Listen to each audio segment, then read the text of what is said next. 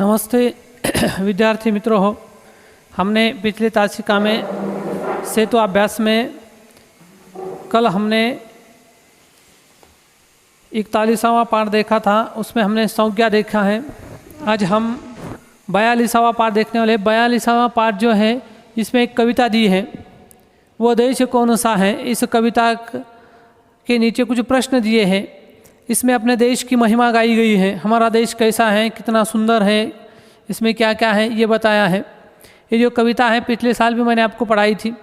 इस कविता के सेतु अभ्यासक्रम में कविता दी है कि कविता का मुखर वाचन करें और भारत की महिमा एवं सुंदरता समझाए, है ना। भारत की महिमा एवं सुंदरता, इससे हमें पता चलता है कि भारत में क्या क्या है।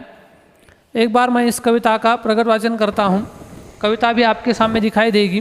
देखो, मन मोहिनी प्रकृति की जो गोद में बसा है, सुख स्वर्ग सा जहाँ है वह देश कौन सा है। जिसके चरण निरंतर रत्नेश धो रहा है, जिसका मुकुट हिमालय वह देश कौन सा है। नदियाँ जहाँ सुधा की धारा बहा रही है, सींचा हुआ सलोना वह देश कौन सा है। जिसके बड़े रसीले फल कंद नाज मेवे सब अंग में सजे हैं वह देश कौन सा है।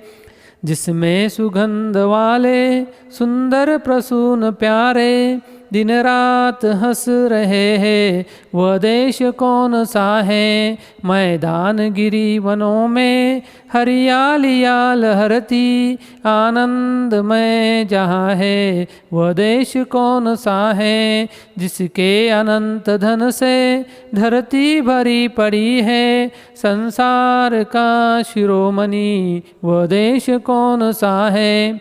सबसे प्रथम जगत में जो सभ्यता रहेगा, जन जन का दुलारा वह देश कौन सा है।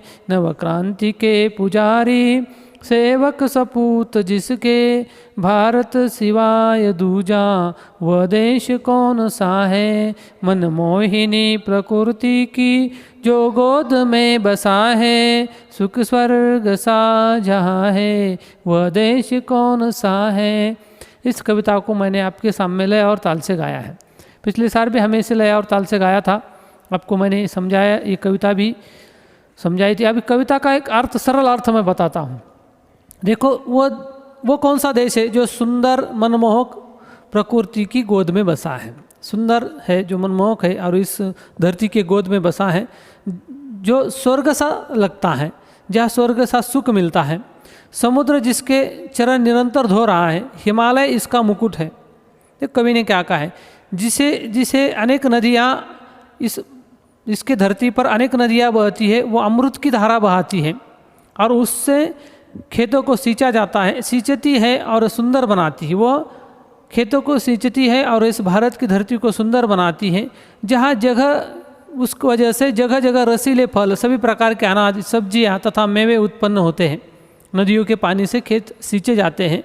जहाँ विविध प्रकार के सुंदर तथा सुगंध फूल भी खिलते हैं, ये सब नदियों के पानी से होता है और इसके वजह से हमारा देश सुंदर दिखाई देता है।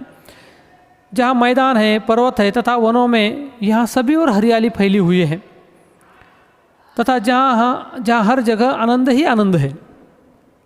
वो कौन सा देश है जिसकी पृथ्वी विभिन्न प्रकार के खनिजों से भरी है। हमारे इस पृथ्वी में अंदर अलग अलग प्रकार के खनिज है, जो संसार के सभी देश में सर्वोत्तम है। इस संसार में, संसार यानी दुनिया, जग, इस दुनिया में, संसार में सर्वोत्तम है। वो कौन सा देश है जहाँ सबसे पहले सभ्यता का उदय हुआ, जिस देश को वहाँ का प्रत्येक नागरिक बहुत प्यार करता है। यहाँ सभ्यता का उदय हुआ है और हर नागरिक इस देश से बहुत प्यार करता है। जिसके सुपुत्र अपने देश के सेवक और नवीन विचारों के पोषक है। हमारे लोग नवीन विचारों को अपनाते हैं। वो भारत के अतिरिक्त कौन सा देश हो सकता है। ऐसा कोई भी देश नहीं हो सकता है कि जो इतना सुंदर है, मनमोहिनी यानी मन को मोहित करने वाला, ऐसा ये देश है।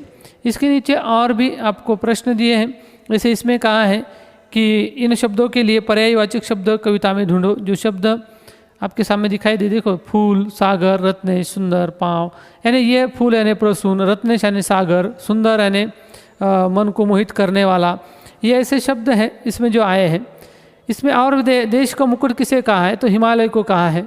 देश की विशेषता क्या क्या है, वो विशेषता कविता में बताई, आपको वो भी लिखना है, क्योंकि हमारा देश इसके रत्नेश इसके चरण धो रहा है, यानी निरंतर धो रहा है।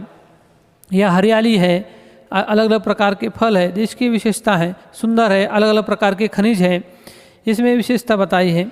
देश के अंग इससे सजे हुए, किस किस से सजे हैं, फूलों की विशेषता बताएं। अलग अलग प्रकार के प्रश्न इसमें आए हैं, वो प्रश्न मैं आपको डालने वाला हूँ। ये कविता का आपको भी घर पर वाचन करना है, और जो मैं प्रश्न आपको देने वाला हूँ इन प्रश्नों के आपको उत्तर लिखना है। सेतु अभ्यासक्रम में आज ये 42वां पाठ था, वो खत्म हो चुका है।